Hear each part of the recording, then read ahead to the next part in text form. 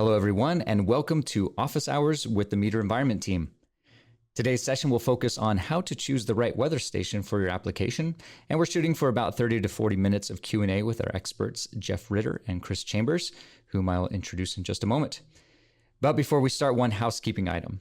If you're watching this video and you think of a question you'd like to ask our science experts, we encourage you to submit your question on our website at metergroup.com. And then someone from our science and support team will get back to you with an answer via email.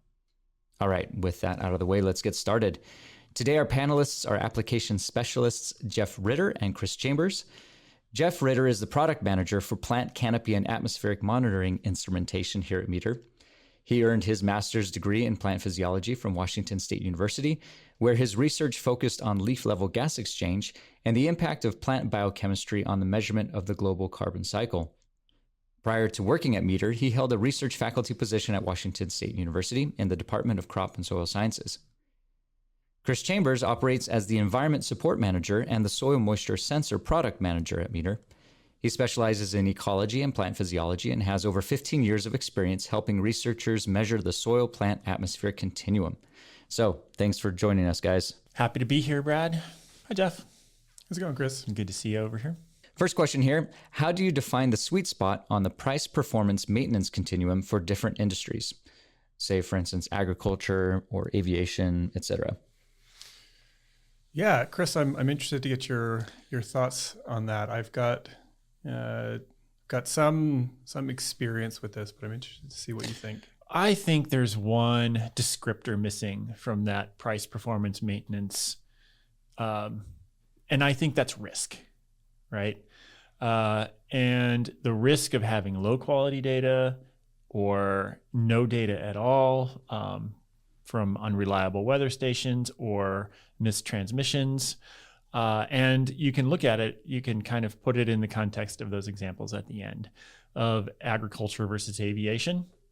And so we have a whole range of use cases for weather data, everything from is it warm enough to go water skiing this weekend? Or what's the wind speed like for planes landing where people's lives are at stake? To weather data for crop insurance and ensuring you're going to get good yields. And so I think when you add that variable, then it kind of changes the calculus just a little bit. I think scalability is another big one. Yeah, too. Exactly. So if you are monitoring weather at an airport, you need a station versus across, your huge farm where you need microclimate data for decision making. Right. Where you fall in terms of price versus performance and how much maintenance you need to do, it impacts it a lot. So that sweet spot, I think the answer is that sweet spot is going to be different depending on where you are. Yeah, exactly. Risk versus scalability. Exactly. And, some weather stations have redundant systems and system checks. So if you have to have minute to minute high quality data, that's probably what you want to go with and spend the extra money, right? Whereas if you have high spatial variability, you're trying to cover the weather over a county or a couple of fields, but the accuracy doesn't need to quite be there, you might be able to get something like an all-in-one weather station that you can get more spatial sampling. Absolutely. All right, next question here. What trade-offs should users expect when choosing 3-season versus 4-season systems? Well, when we talk about a 3-season system, we're almost always talking about losing one season in particular, and that's winter. That's the cold season. Normally, that's because of power constraints. If you have a 4-season station, typically it's one that has heaters on board, right? And you're going to blow through the power budget on some lower power data acquisition systems if you put a heater on board. And the precipitation is really the limiting factor here, right? A lot of 3-station systems will measure relative humidity or wind speed through the winter, at least in some conditions. They will. There are other things to consider there. snow buildup on top of the station can limit your ability to measure solar radiation. Icing on transducers or cup anemometers. Absolutely. Things can still freeze up. So losing precipitation and only being able to measure liquid precipitation is obviously the biggest risk of having a 3-season station. Right. But there are other parameters that you'll lose as well if conditions get bad enough. And in many cases, snowpack is critical, like around the Palouse region where Meter's located. Our winter precipitation is a huge part of the hydrologic balance here. Right. So, if you need measurements in all 4 seasons, you want to go with something that has heaters on board, but just keep in mind that it has risks as well, as far as you need to make sure that if you're out in a remote location without mainline power, you need big solar panels, big batteries. I've been involved with projects where we were having to trek gas out on 4-wheelers or snowmobiles, once a week just to keep generators running. Can be fun, but trying. Fun the first couple of times. That's right. Depends how often you have to get out there. But in many cases where you're just interested in the growing season, plants are generally not that active in the winter, especially in agricultural systems. So if you're looking at ET during your growing season, the 3-season weather station should hit everything you need.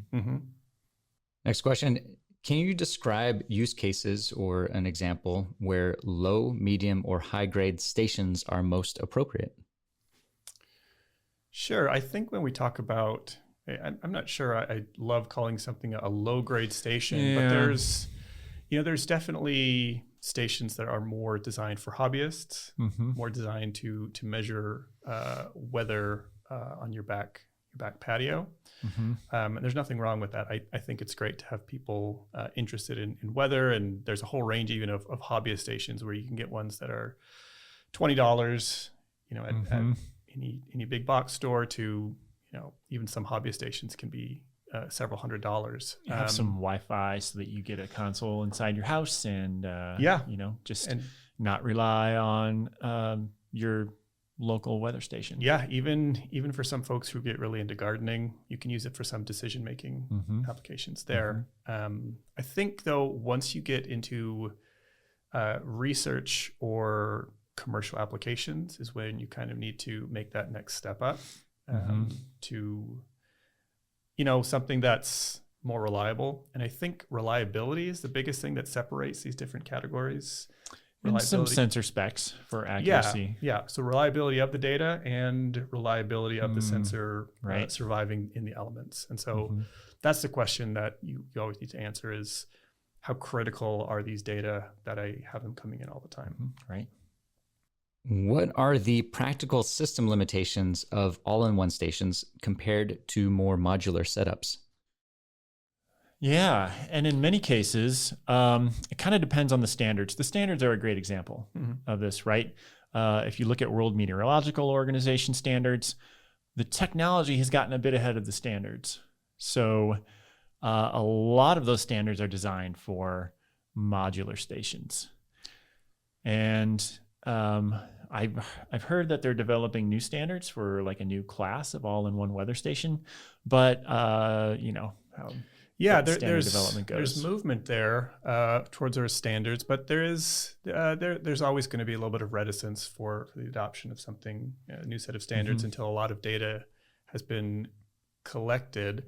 And one of the practical limitations of something like an all-in-one in regard to those standards is, there are, in a modular system, you can easily swap out any particular sensor. That's right. With an all-in-one, you're tied to what fits on that all-in-one station. And occasionally, if you have problems with the station, you can lose all of your data in an all-in-one, whereas a modular system, your solar radiation goes out and the rest of your system will keep on going. And that is one of the biggest challenges with modular versus all-in-one. Yeah. With an all-in-one, you kind of, it's super easy to set up and get data, but you have what you have. If a standard calls for a bigger funnel than what's on your all-in-one, right, just not a lot you can do about that. Or a certain distance of your anemometer away from the rest of your station. Right. And that's really a value trade-off situation. This next question is asking, how frequently should users realistically recalibrate sensors like temperature, pressure, solar radiation to prevent drift? So this one, we could go through every parameter that's being measured, but it's really important for anybody purchasing a weather station to look into the specs of what they're measuring beforehand to know what's going to be required. And it's going to vary from measurement to measurement. Some measurements, let's use the Atmos 41 for an example. Some measurements don't require calibration. We don't see drift in the wind speed. On the other hand, the relative humidity sensor is known to drift over time, and we recommend recalibrating or replacing that sensor every 2 years. Yeah, and that tends to be what most of the sensors are pegged at that are out there. They're typically their drift allows them to go about 2 to 3 years without recalibration when they're in the field. That's not for every sensor though, and so it's something that you've got to really look at before you purchase a station, what you are able to maintain. And with any weather station, with any sensor, you need to make sure that you have a maintenance and recalibration schedule planned before you install. This question is asking, in what field conditions might unshielded sensors outperform shielded alternatives? None. Well, this is a contentious question. This is nuanced. So let's assume we're talking about shielded temperature sensors. Because there definitely is an argument or a discussion that we could have about precipitation shielding. But as far as temperature shielding goes, I'd like to hear your viewpoint there. So the reason the Atmos 41 W or W doesn't need a shield is because we measure all the parameters that are going to affect or bias temperature. So it's modeled, and that generally outperforms passive shielded sensors. So, the type of shielding really matters here. And I'm going to amend my previous very flippant statement to be uncompensated temperature measurements will not outperform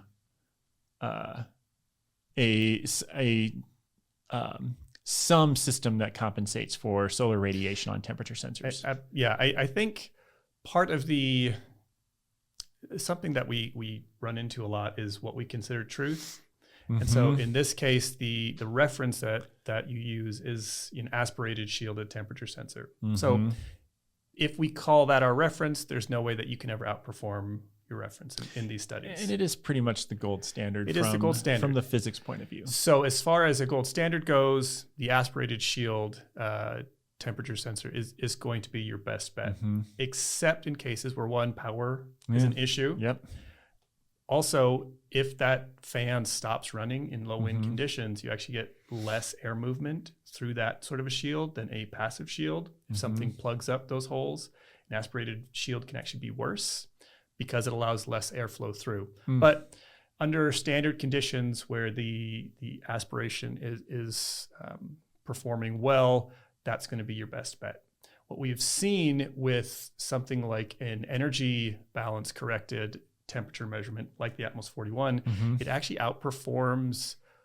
I haven't tested every passive shield. I know there are reports in general out there. Passive shields, they've been pretty well it tested. Outperforms the passive shields I've seen it tested against, because you get these midday spikes in air temp inside of those passive shields in low wind conditions. And this is a case where real field condition specifications are really hard to draw. A recent client conversation comes to mind where they had Atmos 14s that were quite different from their Atmos 41s, even though they're specified fairly similarly, but the passive radiation shield wasn't doing as good a job, and it was just a difficult conversation to have. This one is asking, how do microclimates such as canopy versus open field conditions impact the reliability of weather station data?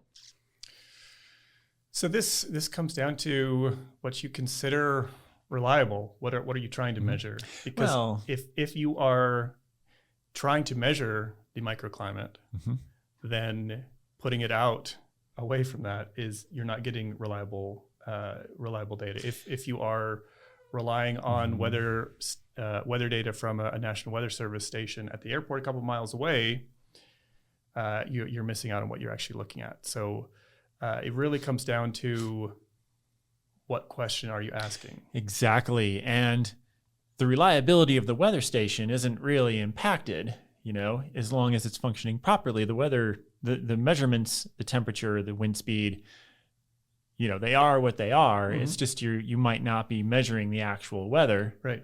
And the microclimate has, real conditions that might be a more important question to you. So that, like you said, that's the first thing to answer is, do I want to measure the weather or do I want to measure the microclimate? Do we need to step back and define those? I think we're just kind of taking it for granted that everyone knows what that means. Yeah, I think we could do a better job. Go for it.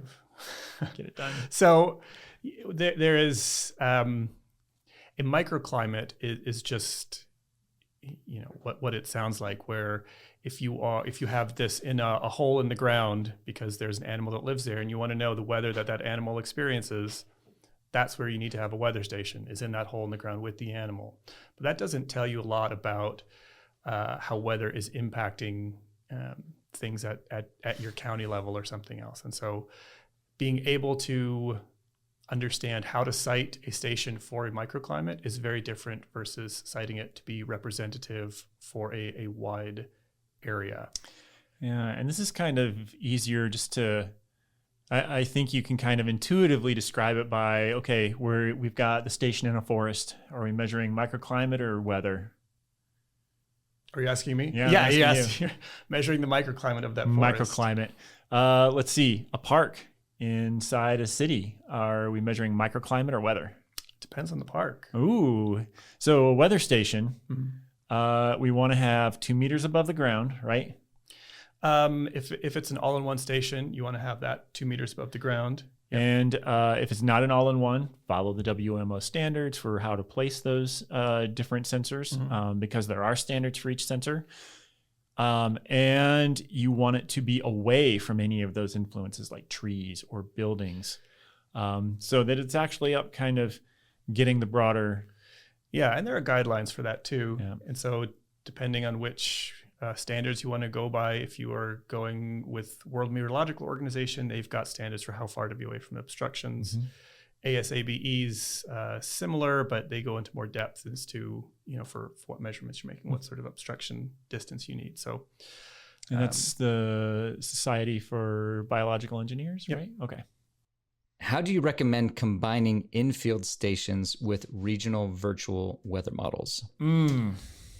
So this is timely. You actually just shared a paper with me, in a similar vein of looking at in-field stations versus using satellite weather products. And, it's really easy to get caught up on the AI models or global circulation models or, any of these complicated, fancy models will solve everything, right? Why should we even measure anything anymore?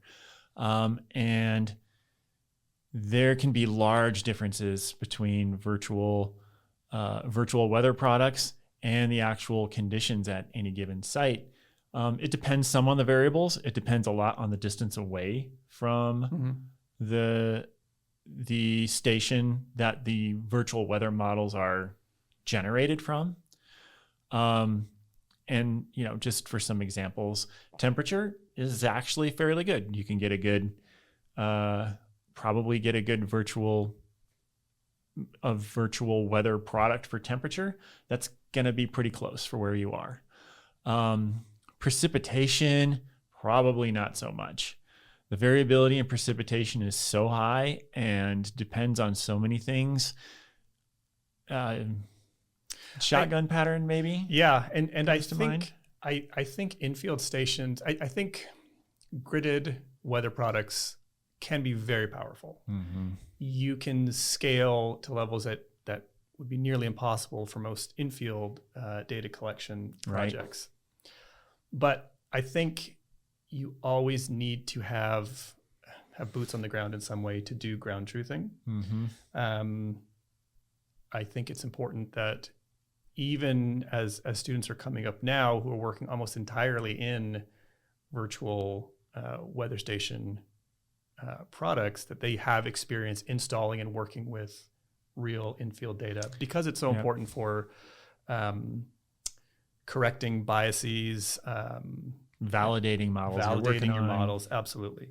So I think you need to have I don't have a great sense for how many infill stations you need for virtual products, but it is important. Yeah. Which sensors are most critical in calculating evapotranspiration? Well, if you're not able to directly measure evapotranspiration from like eddy covariance or something, like eddy covariance, typically the most convenient option is to model it through meteorological parameters and energy balance. Right. Mm-hmm. So what you're ultimately looking at is the evaporation of water from a surface. So as long as we know the energy that goes into there from solar radiation, air temperature, relative humidity, and wind speed, you can do a pretty good job of modeling it. So, and you kind of need to realize the influence that they have on the measurement too, because the net solar radiation is going to be your most powerful predictor for ET.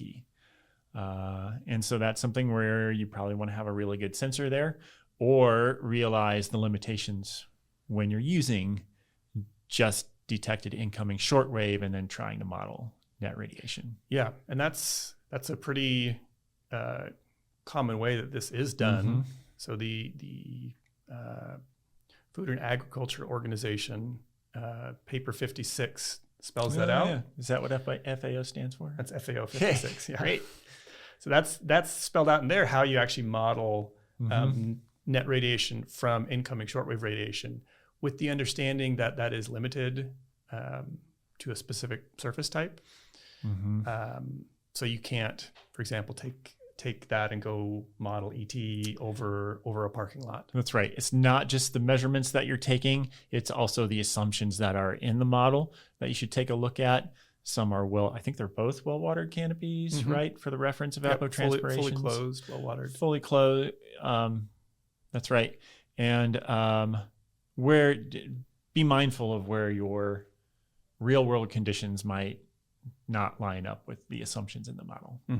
So increasingly, there are data products that will calculate reference ET for you. And I think that's great. It makes it much more broadly applicable and usable, but it's still important to understand the assumptions that are baked into a model like that, because it's otherwise really easy to misuse and to, you can't, again, put this out into any garden space and say, this is exactly how much water my plants are using during the day. That's just not what the model is built for. This next question is, for cloud management options like ZentraCloud, what are the pros and cons of real-time dashboards versus manual Excel analysis? So I have a confession to make on this one, in that I have, for the longest time, I've always felt that anything anybody else can do in their data program, I can do in Excel. I'm not challenging that. And so, but you really run into problems with data ingestion. I'm too lazy. I don't want to data handling. No. It takes a lot of work, and working in Excel. Excel is not a database. Excel is not, automatically backed up onto servers that are protected and redundant. And so, I've had to back off of that stance a little bit, because the convenience of having a data platform automatically store my data and have it at my fingertips without me having to remember exactly how I saved data 10 years ago when I was a different person is convenient. But leaving the specific spreadsheet out of this, cloud data is extremely valuable for backing up your data, storing your data, sharing your data with collaborators. And even if something like ZentraCloud doesn't have all the features you want, there's generally an API. So if you want to pull that data directly into R or SAS or whatever you are going to use to do more complicated statistical analyses, that option is there, and you can keep your data up to date based on the cloud data source. So this question here is asking, what are the common installation mistakes that most degrade sensor accuracy over time? Or give you crap data from the beginning. Yeah. Right? Because that you do in the installation, you do need to pay attention to some things with the Atmos 41, and we'll focus on that. Every weather station is going to have some idiosyncrasies or nuances. But we're installing an Atmos 41. Most important thing in any instrument is generally power, right? Mm-hmm. Without that, you're not doing anything. Yeah. The Atmos 41W is self-contained, but you do want to get the solar panels oriented correctly, right? Mm-hmm. So having it face the proper direction so that you get your wind speed set properly and solar radiation optimized. It's got to be tilted the right direction, right? Or it's got to be level. Got to be level. Okay. And so what happens if we don't get our station level? Well, I mean, there's a couple of measurements that are assuming horizontal, parallel to the ground surface. Mm-hmm. So most weather stations are just measuring two-dimensional wind speed. Mm-hmm. So if you don't have it horizontal, you are introducing some amount of a vertical component that's not accounted for, or that won't be representative. And that's going to be some uncertainty in the data. That's right. And you won't, it's not something you can just easily correct for once you see the tilt. Right. Solar radiation is the same, where most solar radiation sensors are giving you global horizontal irradiance. Mm-hmm. Mm-hmm. So it needs to be a horizontal sensor. And there's other, the Atmos 41, as an example, has another sensor that measures individual rain droplets. Mm-hmm. That can be thrown off if it's not level. It might miss forming a drop altogether. Yeah, the drop can just miss the sensor as it falls through its pathway. Does the tipping bucket pick up on that, or can it be biased too if the station? I guess it depends on how out of level it is. Yeah, I mean, it definitely is less sensitive, but I mean, a tipping bucket, if the station is fully on its side, isn't going to perform the same. And fully on its side, there's nothing sadder than seeing your logger or your weather station laying on the ground when you make a field visit. So a stable pole. Yeah, a stable pole. And I would say, to take another step back, is making sure that if you're installing more than one, that your sensors are all put at the same height. Mm-hmm. So there's some measurements that it doesn't really matter if they're at the same height. When you're measuring solar radiation, that doesn't really matter. But for a lot of other measurements, wind speed, air temperature, these things do have an important height component. So if you're not accounting for that when you install, you can't compare between stations. That's right. Especially if you want to compare data between stations, you've got to have them at the same height. If it's a long-term installation, I think concreting your pole in so that it's going to be stable over time. Temporary weather stations, use guy lines on your tripod or whatever. Mm-hmm. Yeah, and I would don't just assume that driving a PVC pole into the ground is going to be good enough. I mean, if the data matter, then you need to spend a little bit of time making sure that you do have a good way to set this up. And your pole has to be rigid enough so that it doesn't vibrate when when the wind is on it, that it doesn't get knocked over easily if there's grazing in that area or wildlife. Yeah. Wildlife is a big one to take into account. You need a way to, whether it's with an exclusion fence or something else, you need to understand how you can exclude wildlife from chewing on your weather station without actually impacting the measurements. Or rubbing on it, or whatever it is wildlife wants to do with this odd thing that it has come across out in the environment. Okay, next question. What field tools or methods do you recommend to ensure precise orientation to true north?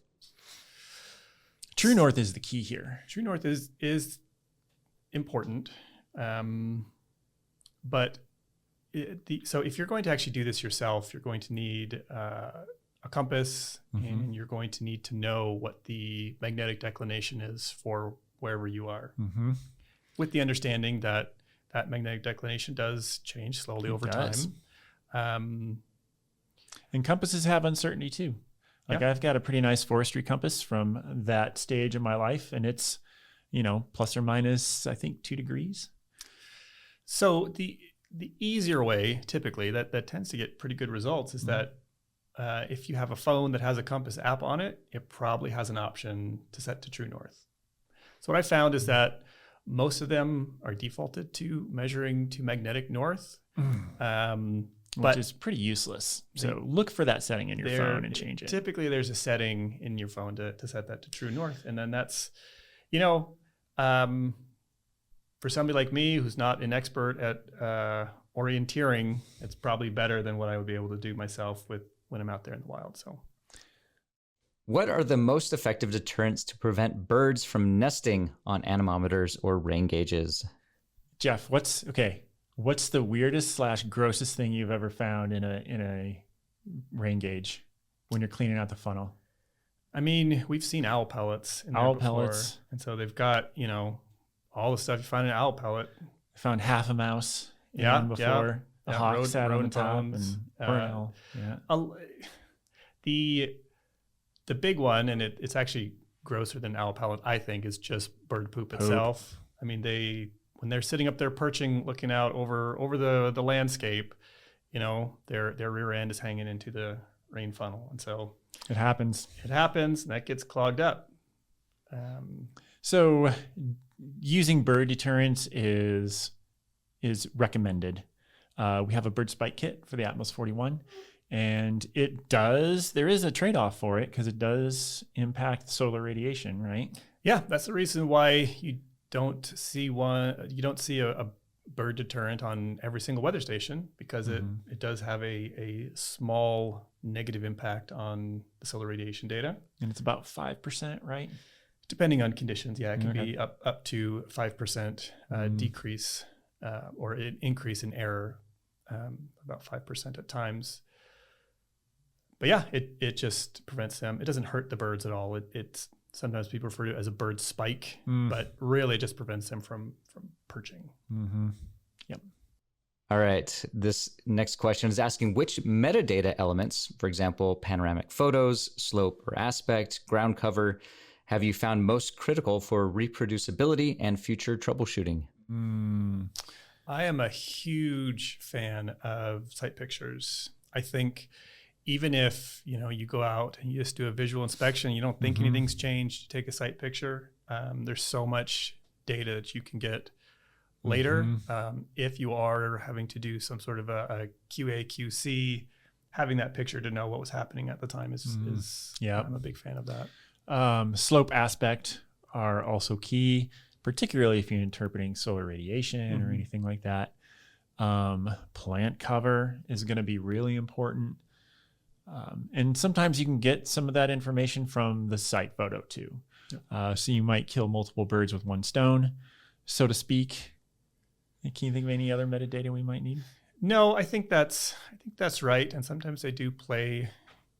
There is interplay there. I have seen weird solar radiation data before that a simple site picture would not have picked up. And then if you go out right at the time each day where you see that radiation dip, you find that there just happened to be a shadow because there was a certain issue with the nearby slope, right? That happened to shade it during that exact time. So I think you need a bunch of different types of metadata and tie them together so you understand what's going on with your... And especially the height of the measurements on your device, the height of the installation if it's an all-in-one, or each individual component if it's modular.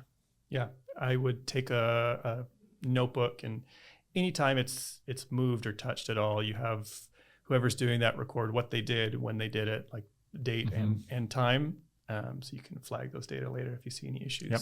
As a follow-up to that, what are your thoughts on, say, for instance, we have some people who have installed game cameras near their stations. Any thoughts on that kind of, near real-time or real-time metadata as, valuable to the project? I think cameras on weather station is becoming more and more of an important factor.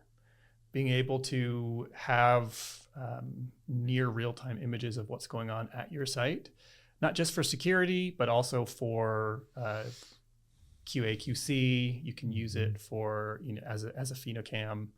I think that is growing in popularity, and it's going to be something that we see in the next 5 or 10 years become more and more adopted. And it can help let you know if birds are perching on your weather station or things like that. Next question. What's your recommended cadence for monitoring battery levels post-installation to prevent data gaps? Yeah, this is my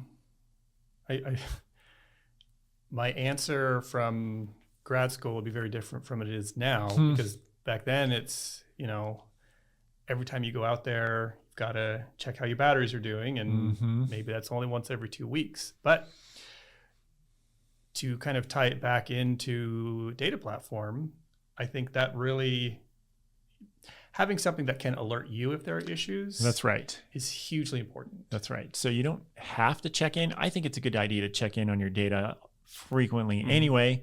It may be just once a week, just see if anything looks odd, and check in on your battery while you're doing that. But setting up an alert to let you know if your battery is declining. If it gets below 50%, you can get alert, or gets towards the red zone.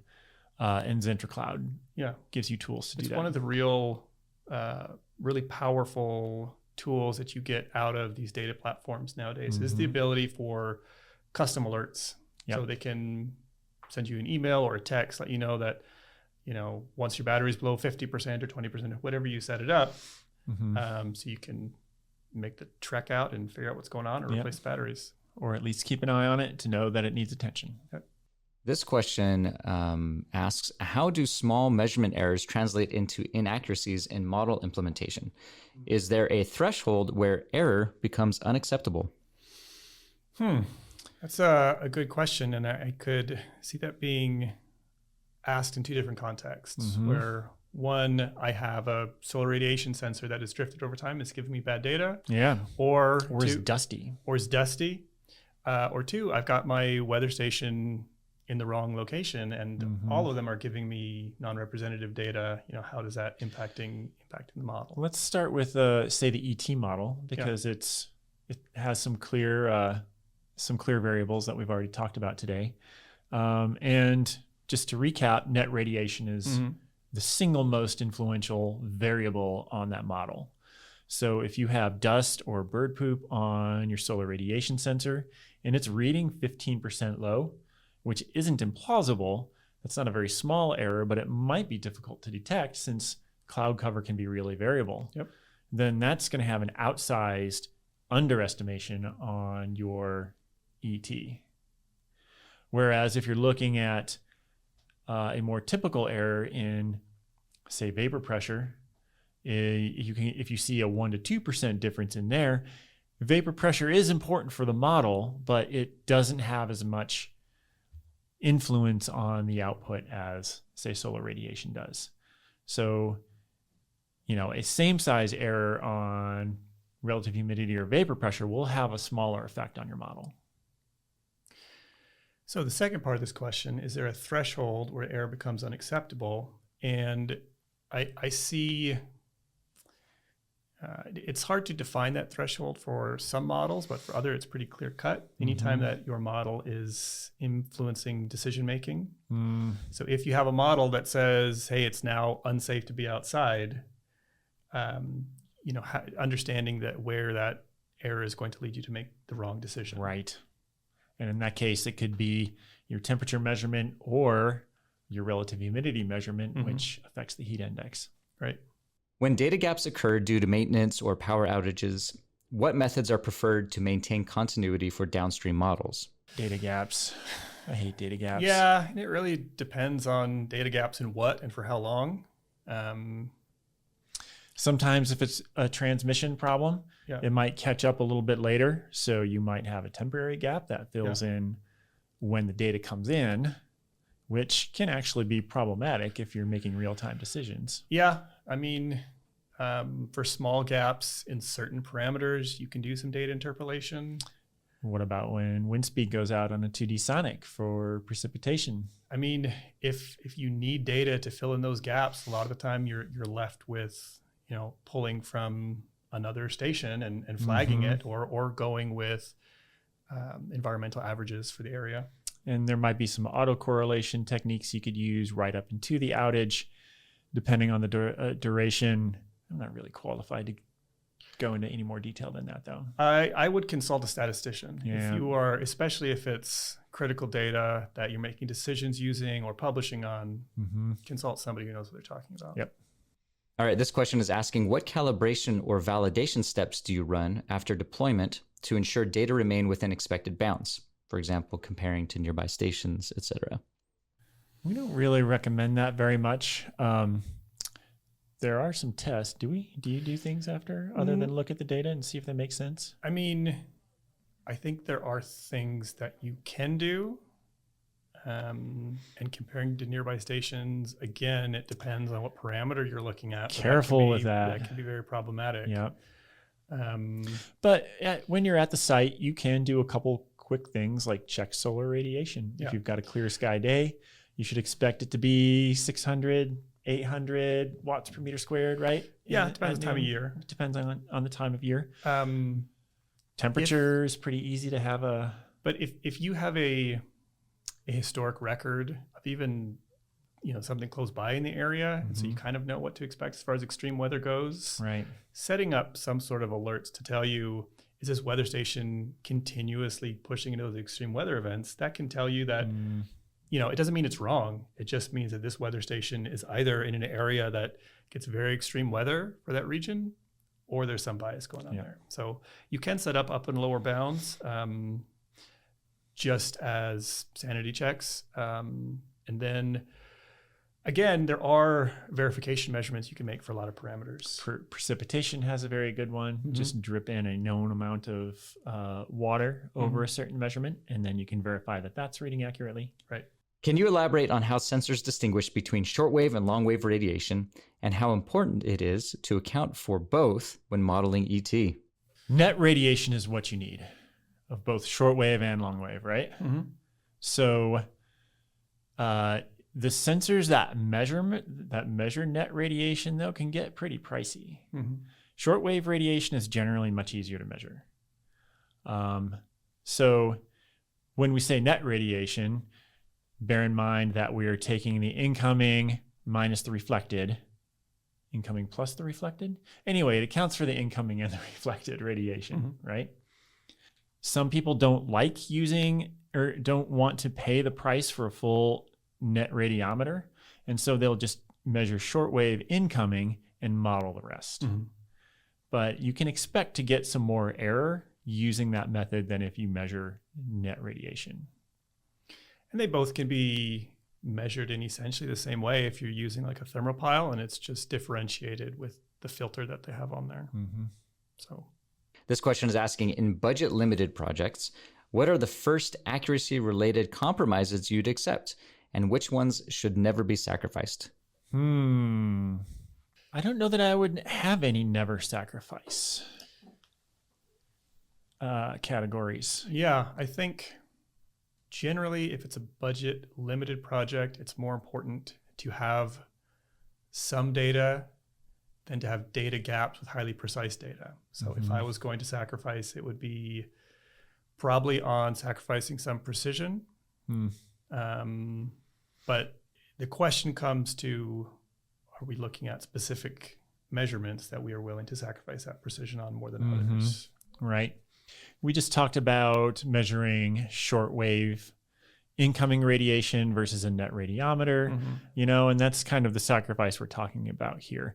You can still get a good ET measurement with shortwave incoming, not as accurate as if you're using a full net radiometer. So, but it's more than an order of magnitude difference in the prices between those two, right? So that kind of backs up my say never on sacrificing some accuracy or precision. It really just depends on the most important things you need to measure with the resources that you have to purchase a weather station. Absolutely. Yeah. I think there's going to be some measurements that are nice to have, but aren't mission critical. Mm-hmm. And so I can't say what those are for any given application, but like on a solar farm, measuring incoming radiation is one of the most important things they need to know. Mm-hmm. So they're not going to skimp on that. Whereas someone in the field measuring ET for agriculture is probably going to go with a cheaper solar radiation sensor. And I think you can make the same case on almost every variable there, wind speed to vapor pressure deficit to air temperature. Absolutely. All right, we're hitting the end of our time. This is going to be our last question, and it's kind of a wrap-up question here. As models, methods, and practices evolve, how do you ensure a weather station or network remains fit for purpose over 5 to 10 years? This partly connects with the type of weather station you're purchasing up front, Mm-hmm. right? You might want to go with a higher end weather station if you want it to go 10 years. How often do we have a recommended lifespan for replacing Atmos 41s?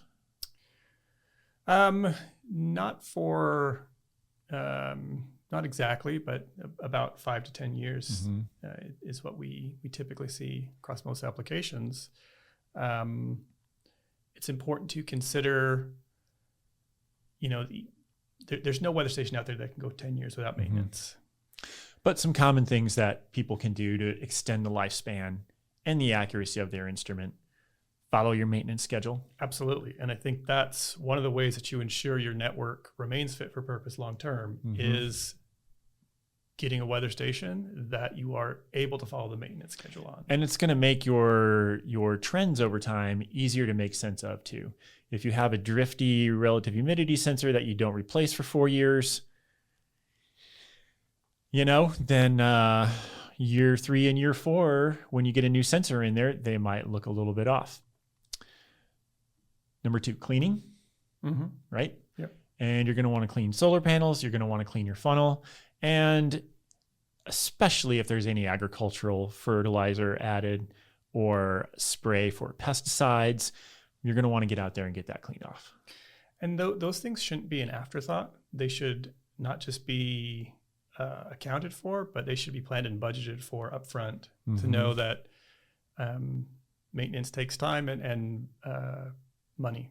So I think the best way to ensure that any weather station network remains purposeful for a long period of time is planning for that ahead of time with budgeting. Look a little bit at the materials that your weather station is made of.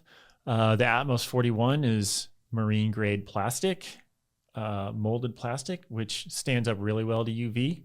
And even the puck is made of that material now too, right? That's right. Thank you, Brad. All right, that's going to wrap it up for us. Thank you again for joining us today. We hope that you enjoyed this discussion, and thank you again for such great questions. Also, if you have any questions we didn't answer, please contact us via our website at metergroup.com. Finally, subscribe to the Meter Group YouTube channel and accept notifications to see previous episodes of Office Hours and to get notified when future videos are available. Thanks again, stay safe, and have a great day.